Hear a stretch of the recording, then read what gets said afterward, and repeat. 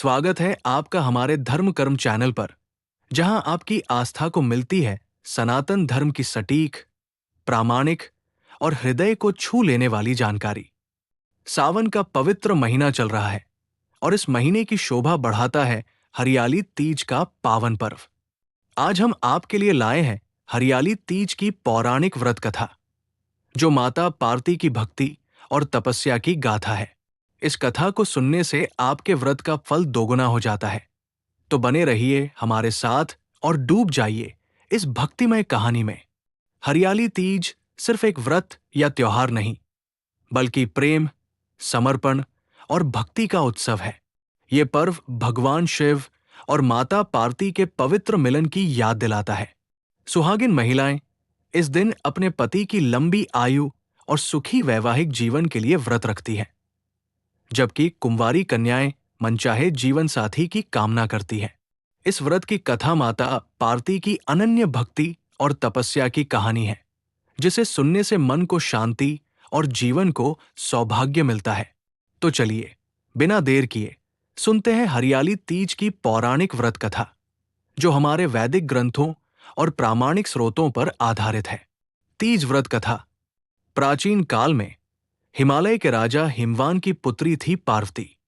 माता पार्वती बचपन से ही भगवान शिव की अनन्य भक्त थी। उनका एकमात्र संकल्प था कि वे भगवान शिव को ही अपने पति के रूप में प्राप्त करें। लेकिन शिव जी तो कठोर तपस्वी थे, जो कैलाश पर्वत पर गहन समाधि में लीन रहते थे। पार्वती जी ने अपने पिता से आज्ञा लेकर कठिन तप शुरू किया।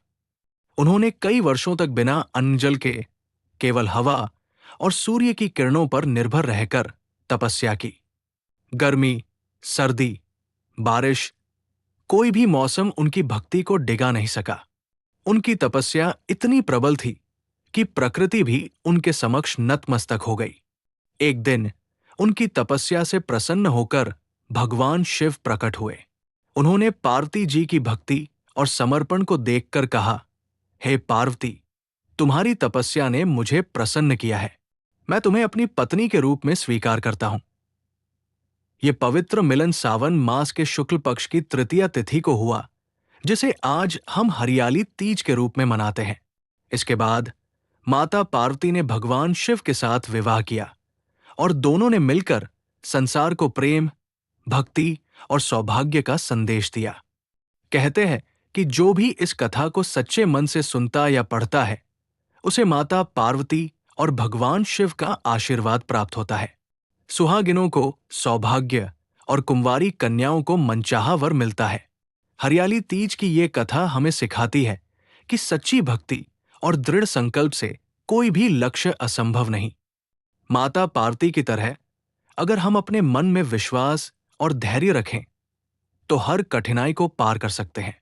ये कथा न केवल व्रत का हिस्सा है, बल्कि हमें प्रेम, समर्पण और विश्वास की शक्ति का भी एहसास कराती है। इसलिए इस हरियाली तीज, आइए हम माता पार्वती की तरह अपने मन में भक्ति और प्रेम का दीप जलाएं, अपने परिवार के लिए प्रार्थना करें और सावन की हरियाली को अपने जीवन में उतारें। हरियाली तीज का व्रत केवल कथा सुनने तक सीमित नहीं है। इस दिन सुहागिन महिलाएं 16 श्रृंगार करती है, मेहंदी लगाती है और हरे वस्त्र पहनती है। सावन के गीत गाए जाते हैं और झूले झूलने की परंपरा इस त्योहार को और रंगीन बनाती है। पूजा में शिव पार्वती को बेलपत्र, धतूरा और 16 श्रृंगार का सामान अर्पित किया जाता है। कथा सुनने के बाद आरती करें और प्रसाद बांटें।